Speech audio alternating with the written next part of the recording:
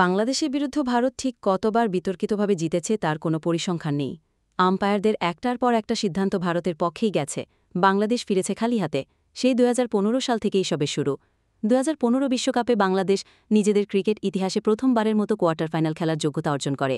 Quarter ফাইনালে বাংলাদেশ প্রতিপক্ষ হিসেবে পায় ভারতকে। এই ম্যাচের কথা বাংলাদেশের ক্রিকেটপ্রেমীরা আজও ভুলতে পারেনি। পাকিস্তানি আম্পায়ার আলিম দারের একের পর এক বিতর্কিত সিদ্ধান্ত বাংলাদেশকে ছিটকিয়ে দিয়েছিল ওই ম্যাচ থেকে। ২০১৫ সালের ১৯ মার্চ মেলবোর্নে অনুষ্ঠিত হয় ম্যাচটি। ম্যাচের শুরুতেই টসে জিতে ব্যাটিংয়ের সিদ্ধান্ত নেয় ভারতের তৎকালীন অধিনায়ক ধোনি। ইন্ডিয়ার ওপেনাররাও দারুণ শুরু এনে দেন দলকে। তবে শেখর ধাওয়ানকে আউট করে ৭৫ রানের উদ্বোধনী জুটি ভাঙেন সাকিব আল হাসান। এরপর রুবেন হোসেন আউট করেন বিরাট কোহলিকে। তাসকিন আহমেদ রান আউট করেন রাহানিকে।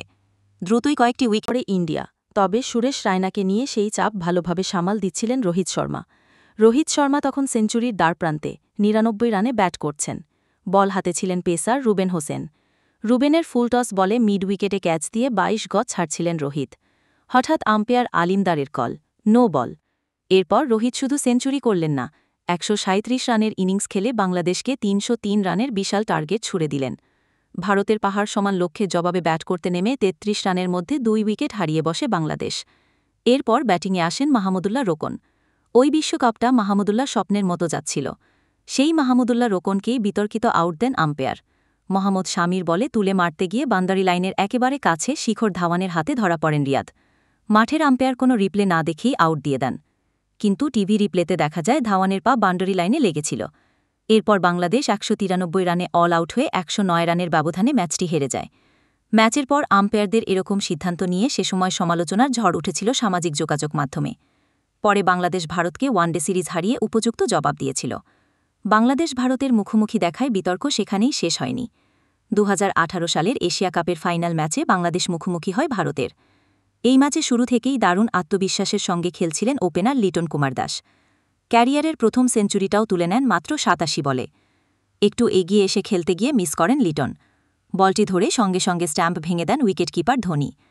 আউটের আবেদন করলে ফিল্ড আম্পায়ার থার্ড আম্পায়ারকে কল করেন। টিভি আম্পায়ার হিসেবে দায়িত্ব পালন করছিলেন রড টাকার। বারবার রিপ্লে দেখা হলো, নানা কোণ থেকে বিশ্লেষণ করা হলো। সব বিশ্লেষণে দেখা যাচ্ছিল স্ট্যাম্প ভাঙার আগেই লিটনের পা লাইন স্পর্শ করে ফেলেছিল। এমনকি পা ছিল গ্রাউন্ডেই। শুধু তাই নয়, স্ট্যাম্প ক্যামেরা দিয়ে দেখা হলে সেখানেও দেখা যায় লিটনের পা লাইন স্পর্শ করার পরেই স্ট্যাম্প ভাঙা হয়েছে। তবুও থার্ড আম্পায়ার লিটনকে আউটের সিদ্ধান্ত দেন। ২০২২ টি-২০ বিশ্বকাপেও অনিয়মের শিকার হয়েছে বাংলাদেশ। বিরাট কোহলি আর লোকেশ রাহুলের ৫০তে বাংলাদেশকে ১৮৫ রানের চ্যালেঞ্জিং লক্ষ্য দিয়েছিল ভারত। ৭ ওভারে বিনা উইকেটে ৬৬ রান তুলে ফেলেছিলেন নাজমুল হোসেন ও লিটন।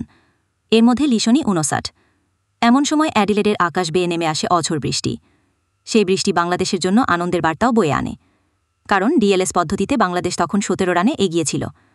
প্রায় ৫২ মিনিট খেলা বন্ধ থাকার পর আম্পায়াররা যখন খেলা শুরুর সিদ্ধান্ত নেন, তখনও মাঠ ভেজা ও পিচ্ছিল ছিল। বৃষ্টি থামার পর বাংলাদেশের নতুন লক্ষ্য দাঁড়িয়েছিল ১৬ ওভারে ৫৫১ রান।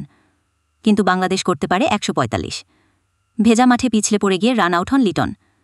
ম্যাচ শেষে হারের কারণ জানাতে গিয়ে ভারতের ফেক ফিল্ডিংয়ে ৫ রান না পাওয়ারও অভিযোগ আনেন বাংলাদেশের উইকেটকিপার ব্যাটসম্যান নুরুল হোসেন। এভাবেই বাংলাদেশ ও ভারতের মধ্যকার একাধিক ম্যাচ বিতর্কের জন্ম দিয়েছে।